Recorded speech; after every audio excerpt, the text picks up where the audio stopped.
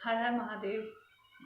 आज काफ़ी दिनों के बाद मैं फिर से रूबरू हुई हूँ क्योंकि थोड़ी सी तबीयत ख़राब होने की वजह से मैं काफ़ी दिन हो गए वीडियो नहीं बना सकी। आज हम एक नए टॉपिक पे बात करेंगे। हर बार एक नया टॉपिक होता है और इंटरेस्टिंग होता है। तो टॉपिक शुरू करने से पहले मैं फिर से यही कहूँगी कि आप मेरे चैनल को सब्सक्राइब किया कीजिए। आप मेरी वीडियोस काफ़ी सारे लोग देख लेते हैं, मुझे अच्छा लगता है, लेकिन मेरी जो वीडियोस हैं उनको शेयर भी किया कीजिए।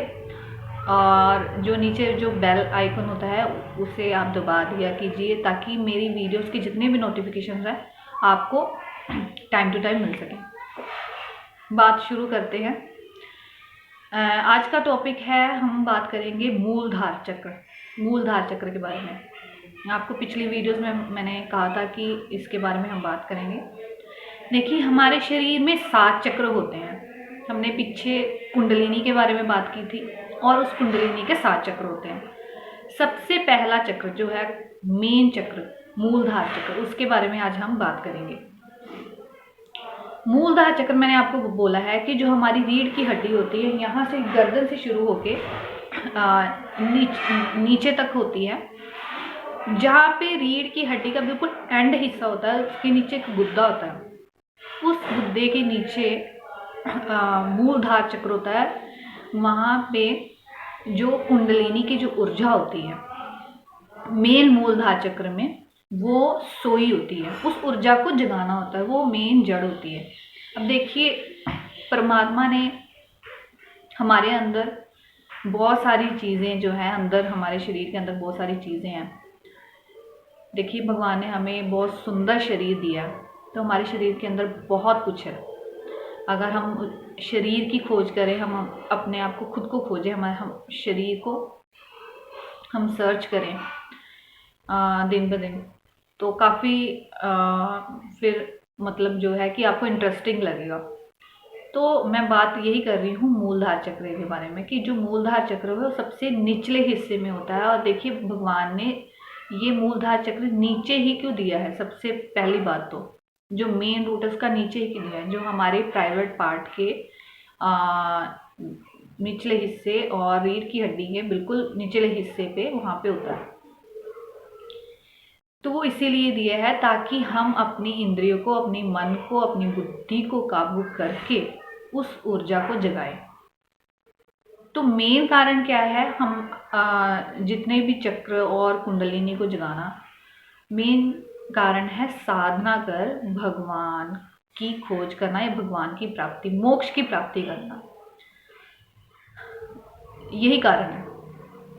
तो उस ऊर्जा को, जो मूलधार चक्र है, उसे कैसे जगाना होता है? देखिए, मैंने पहले भी वीडियो में कहा है कि इस पे थोड़ा सा ये होगा कि हमें मेहनत करनी पड़ेगी। ये नहीं है कि एक दिन में वो जो मूलधार चक्र है वो जाग जाएगा। उस पे हमें काफ़ी सारी चीज़ों मतलब काफ़ी सारी जो चीज़ें हैं वो देखनी पड़ती है। हमें परहेज करना पड़ता है। काफ़ी सारी चीज़ें हैं ऐसी जिस पे हमें ध्यान देना पड़ता है। तो मूलधार चक्र को जगाने के लिए हमें डेली साधना करनी होगी। हमें साधना के लिए बैठना होगा, योग साधना करनी होगी। आप एक एकांत कमरे में बैठ जाए, अगर मंदिर वाले कमरे में नहीं बैठ सकते, अगर घर छोटा है, डिस्टर्बेंस होती है, आप एक ऐसा समय ढूंढ ले जो आपका एक टाइम टेबल बना हो। आप उस एक समय में अपना जो है योग साधना करें। एक आसन बिछाएं, उस पर आप बैठें, एकांत बैठे जहाँ पे शोर शराबा ना हो, शांति हो, तो कोई डिस्टर्बेंस ना हो। अगर आप अपने अकेले कमरे में, बंद कमरे में, और मेन बात है कि आपके कमरे में अंधकार होना चाहिए। देखिए, जो चीज़ हमें प्राप्त होती है वो अंधकार में ही है। जब हम आंखें बंद करते हैं हमें अंधेरा दिखता है, उस अंधेरे को चिराकाश कहा जाता है। तो जो कुछ भी हम प्राप्त करते हैं वो अंधेरे में ही प्राप्त होता है।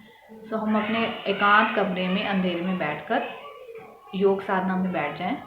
और डेली, अगर आप कोई बीज मंत्र नहीं कर सकते तो आप ओम का जाप करें। मैंने पहले भी बोला है, मैंने ओम के बारे में भी बताया है कि हम ओम का उच्चारण क्यों करते हैं।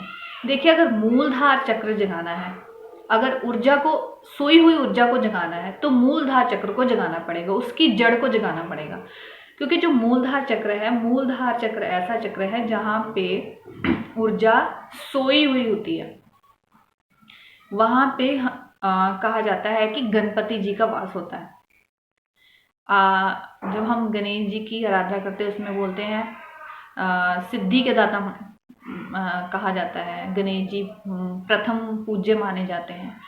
तो ऐसे ही जब हमने साधना करके हमने अपनी ऊर्जा को जगाना होता है तो स्टार्टिंग पॉइंट तो हमें उसका जो है उसको तो जगाना पड़ेगा।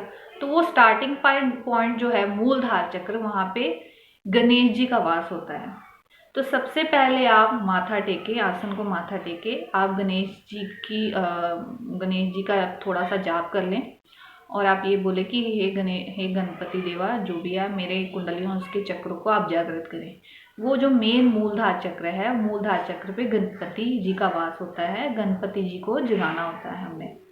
उनकी आप आराधना कर लें, माथा टेक लें। फिर आप चाहे ओम का जाप करें या कोई भी बीज मंत्र, आप किसी भी भगवान को मानते हो।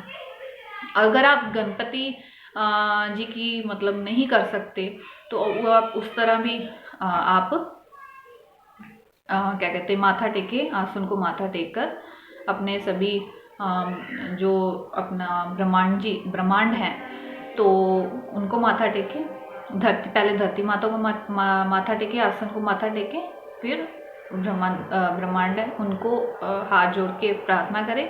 फिर आप शुरू करें। आप किसी भी भगवान को मानते हो, चाहे राम जी को मानते हो, कृष्ण जी को मानते हो, कोई भी है, किसी भी धर्म के हों, चाहे वो वाहेगुरु जी को मानते हो, किसी को भी मानते हो, तो देखिए हम भगवान तो एक है, उनके कई रूप हैं।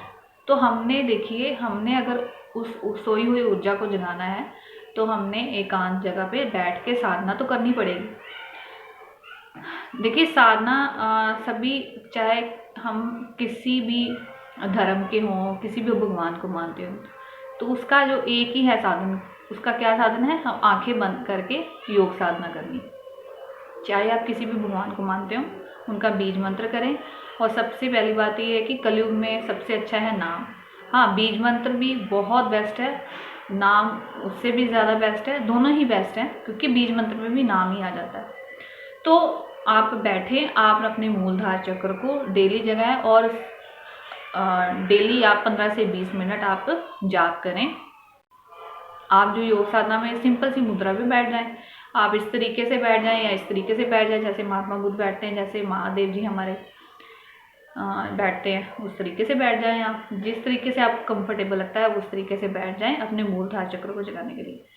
दूसरी बात, देखिए हमने अच्छी चीज़ को प्राप्त करना है, तो अच्छी चीज़ को प्राप्त करने के लिए हमें अच्छी चीज़ें करनी पड़ेंगी। हमें क्या करनी पड़ेगी, रोज़ नहाए धोएं। हाँ, कई बार अगर गैप पड़ जाता है नहाए धोएं, आप अपने पैरों को ज़रूर धोएं। पैरों को धोकर आप आसन में ज़रूर बैठे। उससे क्या है कि आपकी जल्दी जो है ऊर्जा वो है जागृत होगी। तो आप खुद को साफ सुथरा रखें। अब आपका फ़ोन है, उसमें अच्छी अच्छी बातें सुनिए, भगवत कथा सुनिए। जो अच्छे अच्छे साधु संत है कितना अच्छा जो है प्रचार करते हैं। जैसे आपने देखा होगा वृंदावन जी वाले हित प्रेमानंद महाराज जी, तो वो काफ़ी अच्छी प्रवचन करते हैं। तो आप उनको सुनिए, अच्छे अच्छे साधु संतों को सुनिए, भगवत गीता पढ़िए, सुनिए। तो अपनी जो है अपनी सोच को पॉजिटिव रखिए, माइंड को पॉजिटिव रखिए, अच्छी अच्छी बातें आएंगी, स्ट्रेस डिप्रेशन दूर होगा। ठीक है, उसके बाद आप अच्छा करिए, ईमानदारी से रहिए। ठीक है, आपको गुस्सा ना आना पाए उसको कंट्रोल करिए, अपनी इंद्रियों को काबू करिए, कोशिश करिए, डेली कोशिश करिए। आहिस्ता आहिस्ता जो है आप योग साधना भी करेंगे और उसकी वजह से आपका जो है माइंड में जितनी भी बातें जो चलती रहती हैं वो आहिस्ता आहिस्ता हटेंगी और आपकी जो है ऊर्जा भी जागृत होगी। ऊर्जा देखिए तभी जागृत होगी, हमारा मूलधार चक्र तभी जागेगा जब हम अच्छा करेंगे, अच्छा सोचेंगे, अच्छा खाएंगे। हमने अगर जाते हैं बाहर का, हम बहुत कम खाएं और नॉन वेज तो बिल्कुल भी ना खाएं, ड्रिंक बिल्कुल भी ना करें, नशा बिल्कुल भी ना करें, है ना। देखिए अगर हम एक तरफ हमने अपनी ऊर्जा को जगाना है, मूलधार चक्र कुंडलिनी को जगाना है, योग साधना करनी है, ये सब चीज़ें करनी है। और एक तरफ हम उल्टा बाहर खा भी रहे हैं, पी भी रहे हैं, तो उससे क्या होगा, हमारे शरीर में उल्टे प्रभाव पड़ेंगे, गलत गलत सपने आएंगे, नेगेटिव विचार होंगे, और ज़्यादा आप स्ट्रेस में होंगे, और ज़्यादा डिप्रेशन में होंगे, और ज़्यादा गुस्से में होंगे, लड़ाई झगड़े होंगे घर में। तो हम ये कारण होते हैं। देखिए, हम भोजन अच्छा करें, बाहर का अच्छा खाएं, ठीक है, अपने आप को कंट्रोल करें जितना हो, हम घर का खाना खाएं, जैसे दाल सब्जी हो गई, सिंपल सा खाना खाएं, अच्छा खाएं, ठीक है कि नहीं। तो देखिए, यही तो चीज़ है कि हमने अगर भगवान की प्राप्ति करनी है, मोक्ष को प्राप्त करना है, तो हम योग साधना क्यों करते हैं, मेडिटेशन क्यों करते हैं। मेन एक ही कारण है, भगवान को क्यों याद करते हैं, एक ही वजह है, ताकि भगवान आप मुझे अपने चरणों में लें, मोक्ष की प्राप्ति के लिए, चेतना को जगाने के लिए, आनंद की प्राप्ति के लिए। सो आप आप डेली करें। और मैं ये चीज़ें इसलिए बोल रही हूँ कि अगर अपने मूलधार चक्र को अगर आपने जागृत करना है, तो ये चीज़ें जो है आपको छोड़नी पड़ेंगी, ठीक है। आप अच्छा खाएं, वस्त्र साफ सुथरा रहें, अपना जो भी है। हाँ, कई कई बार अगर नहाए नहीं है, तो मैंने वही बोला है कि अपने हाथ मुंह धोकर, जैसे कई बार होता है कि आप बीमार हैं, लेकिन आप नागा मत डालें, डेली डेली आप 15 से 20 मिनट डेली करें। जैसे ही आप 15 से 20 मिनट करते जाएंगे, करते करते आपका टाइम जो है वो बढ़ता जाएगा। आप फिर आधा घंटा, आधे घंटे से पौना घंटा, फिर घंटा, अगर आपने घंटा कर लिया, तो मैं कहती हूँ बहुत ही बढ़िया बात है कि आप एक भगवत मार्ग में तुरने शुरू हो गए हैं। आपको खुद एहसास होगा, आपको खुद वो चीज़ें आपको फील होंगी, तो आपका जो माइंड है पॉजिटिव रहेगा, आपका मन शांत रहना शुरू हो जाएगा, आप कम बोलेंगे, जब बोलेंगे अच्छा बोलेंगे, सब कुछ अच्छा लगेगा, अच्छा फील होगा। ये चीज़ें जो है बड़ी ही अच्छी होती है, हमने इन चीज़ों का आनंद लेना होता है। जो भगवत प्राप्ति है, जो भगवान को प्राप्त करना है ना, ये सब चीज़ें हैं, इन्हें हमें इंजॉय करना है। इंजॉय मतलब आनंद लेना है, इन चीज़ों का आनंद लेना है। तो ये सब चीज़ों के लिए हमें क्या करना है, अच्छे से रहना है, योग साधना करनी है अच्छे से। और हम मूलधार चक्र के बारे में बात कर रहे थे कि मूलधार चक्र जो है, मेन रूट जो है उसकी जगानी है। क्योंकि ये कई बार होता है कि मूलधार चक्र कई बार सो भी जाता है, उसकी ऊर्जा बैठ भी जाती है। मेन कारण यही है कि हम ब्रह्मचर्य का पालन नहीं करते हैं। ये जो मैं बोल रही हूँ कि कई बार हम कई बार हम लड़ झगड़ लेते हैं, गलती से हो जाता है, तो कई बार गुस्सा आ जाता है, ठीक है कि नहीं। तो कई बार हम गलत चीज़ें करने ज़्यादा शुरू कर देते हैं, गलत फ़ोन में गलत चीज़ें देखनी, गलत आचरण हो गए, तो इन चीज़ों की वजह से आपकी फिर जो है मूलधार चक्र बैठ जाता है, और उसका फिर क्या होता है कि गलत प्रभाव पड़ता है, गलत असर उससे ज़्यादा। तो हम ये चीज़ें ना करें। देखिए, हमने अगर अच्छे मार्ग में तुरना है, तो हमें क्या कहते हैं, ये जो चीज़ें हैं, हमें गलत चीज़ें, गलत खान पान, तो गलत चीज़ें करनी, ये सब कुछ हमें बंद करना पड़ेगा अगर आपने मूलधार चक्र को परमानेंट जागृत करना है। हाँ, कई बार हम ग्रस्त जीवन में रहते हैं, तो ये डेली क्या होता है कि कई बार ये है कि ऊर्जा कई बार कुंडलिनी उठती है, कई बार बैठ भी जाती है।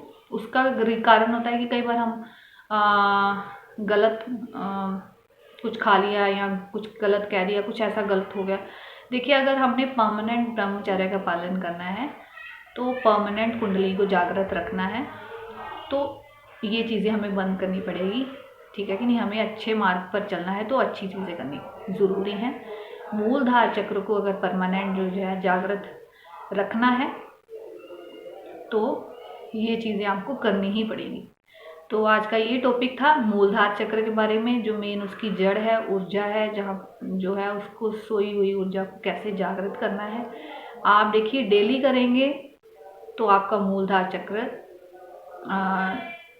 जागृत हो जाएगा और मजबूत हो जाएगा। उसकी जो ऊर्जा है, करते करते जब जो है मूलधार चक्र जब जागृत हो जाए उसके ऊपर उसके बाद क्या होगा कि ऊर्जा जो है वो उठेगी, फिर वो उसके बाद जो बाकी 6 चक्र होते हैं उनको जागृत करेगी। ऐसे ही परमानेंट जो है पूरी कुंडलिनी जो है वो जागृत हो जाती है। तो बाकी चक्रों के बारे में हम अलग सी वीडियो बनाएंगे, कौन कौन से चक्र होते हैं, उनके क्या काम होते हैं। तो आज का ये टॉपिक था मेन, जो पहला चक्र मूलधार चक्र। तो आखिर में फिर से कहूँगी कि मेरी वीडियोस को ज़रूर शेयर कीजिए और वीडियोस को लाइक कीजिए और कमेंट सेक्शन में आप अपनी बात ज़रूर रखें। हर हर महादेव।